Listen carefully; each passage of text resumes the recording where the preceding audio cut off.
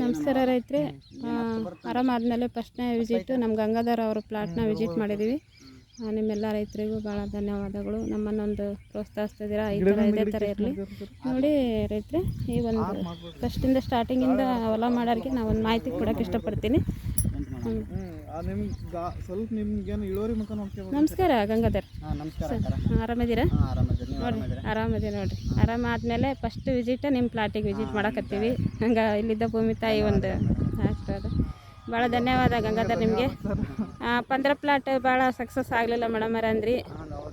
ಏನು ಮಾಡೋಕ್ಕಲ್ಲ, ಮಿಕ್ಸಿಂಗ್ ಕೊಟ್ಟು ಎಲ್ಲ ರೋಗ ಬಂದ್ಬಿಟ್ಟು ಗಿಡಗಳು ಬಿಸಿಲಿನ ಕಾರಣಕ್ಕೆ ಹೂ ಕೂಡ ನಮ್ದು ಹಿಡಿಲಿಲ್ಲ. ಈಗ ಮತ್ತೆ ಬೇರೆ ಕಡೆಗಿಂದ ಅದಾಗಿ ತರಿಸಿ ಇದು ಮಾಡ್ತಾ ಇದೀವಿ ನಾವು. ಈಗ ಮತ್ತೆ ರೆಡ್ ಲೇಡಿ ಮಾಡ್ತೀರಾ? ರೆಡ್ ಲೇಡಿನ ಮಾಡ್ತಾ ಇದೀವಿ. ರೆಡ್ ಲೇಡಿ ಆದ್ರೆ ಏನು ಧೈರ್ಯ ಮಾಡಿದ್ರಿ ಮತ್ತೆ ರೆಡ್ ಲೇಡಿ ಮಾಡಕ್ಕೆ? ಇದು ಆರ್ಗಾನಿಕ್ ಎಲ್ಲ ಯೂಸ್ ಮಾಡಿದ್ರೆ ಫ್ಯಾಕ್ಟ್ರಿಗೆ ಓಕೆ ಆದ್ರೆ ನಮ್ದು ಇಳುವರಿ ಬಂದ್ರೆ ಚೆನ್ನಾಗತ್ತ ಅನ್ನೋದ್ರಿಂದ ಮತ್ತೆ ರೆಡ್ ಲೇಡಿ ಲೇಡಿಗೆ ಬಂದಿನಿ. ಬಂದ್ರೆ ಯಾಕೆ ಇಷ್ಟಪಡಲಿಲ್ಲ?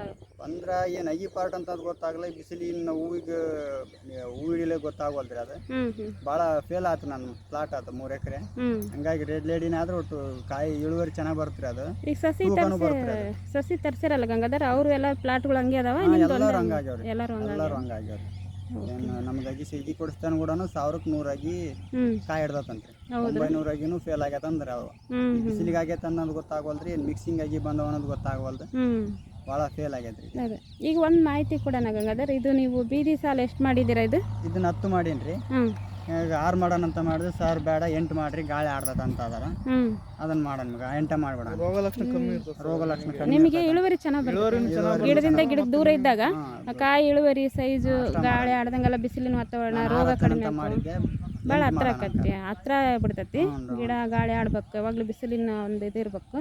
ಹಾಗಾಗಿ ಈಗ ನೀವು ಈಗ ಬೀದಿ ಸಾಲ 10 ಮಾಡಿರಾ? 8 ಮಾಡ್ತೇನೆ. 8 ಮಾಡ್ತೀರಾ? ಗಿಡದಿಂದ ಗಿಡಕ್ಕೆ 8, ಬೀದಿ ಸಾಲು 10 ಮಾಡಿರಿ. ನೋಡಿ ರೈತರೆ, ಈ ಥರ ಇವರು ಬೋಧಿ ಏರ್ಸ್ಕೊಂಡಿದ್ದಾರೆ. ರಾಕೆಟ್ ತಗೊಂಡು ಏನೇನು ಥರ ನೀವು ಒಂದು ಉಳುಮೆ ಇದು ಫಸ್ಟ್ ಸ್ಟಾರ್ಟಿಂಗ್ ಹೆಂಗೆ ಮಾಡಿದ್ರಿ ಗಂಗಾಧರ್? ಇದನ್ನು ಏನು ಇಲ್ರಿ, ಹೊಲ ಖಾಲಿ ಇತ್ತಲ್ಲ ಅವಾಗ ಸ್ವಂತ ನನ್ನ ಮನೆದೊಂದು 10 ಟ್ರಿಪ್ ಗೊಬ್ಬರ ಇತ್ತು. ಎಲ್ಲ ಹಳ್ಳಿ ಟ್ಯಾಕ್ಟರ್ ಹಳ್ಳಿ ಟಿಲ್ಲರ್ 2 ಮಕ್ಕ ಟಿಲ್ಲರ್ ಹೊಡ್ಕೊಂಡು ಹರ್ಕೊಂಡು ಬೋದ್ ಹೊಡ್ಸ್ಕೊಂಡು ಈಗೇನು ಪೈಪ್ಲೈನ್ ತಕೊಂಡು ಪೈಪ್ಲೈನ್ ಈಗೇನು ಬೋದ್ ಎಲ್ಲೆಲ್ಲಿ ಇದಾವ ಅಲ್ಲಿ ಒಂದೊಂದು ಇನ್ನು ಎಬ್ಸ್ಕೊಂಡ್ಬಿಡ್ತೇನೆ. ಮೀಸಿ ಅಂತೀವಿ ನಾವು ಅದಕ್ಕೆ. ಕರೆ ಪೈಪ್ ಎಬ್ಸ್ಕೊಂಡು ಅಗಿ ಹಚ್ಚಿಬಿಡ್ತೇನೆ. ಇವಾಗೇನು ದಾಳಂಬ್ರಿ ಹಾಕಲ್ಲ ಅಲ್ರಿ, ಅಷ್ಟೊಂದು ಏನು ನಾನು ಮಾರ್ಕ್ ಗೀರ್ಕ್ ಮಾಡೋ ಅವಶ್ಯಕತೆ ಇಲ್ರಿ. ಕಡಿಮೆ ಖರ್ಚಾಗುತ್ತೆ.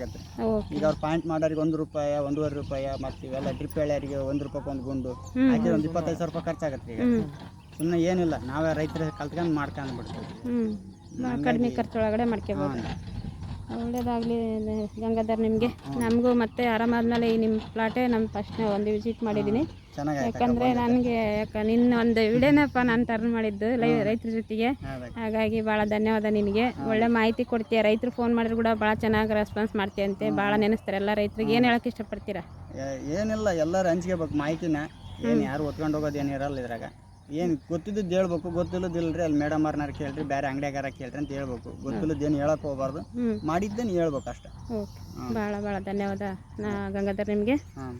ನೋಡಿ ರೈತರು, ಗಂಗಾಧರ್ ಕಡೆಯಿಂದ ಇಷ್ಟು ಮಾಹಿತಿ ಇರುತ್ತೆ. ಈ ವಿಡಿಯೋ ಯಾಕೆ ಮಾಡ್ತಾಯಿದ್ದೀನಿ ಅಂದರೆ, ಬೋದ್ ಏರ್ಸ್ಕೊಂಡು ಮಾಡ್ಬೇಕಂತ ನಾನು ಕೆಲವೊಂದು ಮಣ್ಣಿನ ನೋಡಿಬಿಟ್ಟು ಹೇಳಿರ್ತೀನಿ, ಮಣ್ಣು ಯಾವ ಥರ ಇರ್ತೀನಂತ.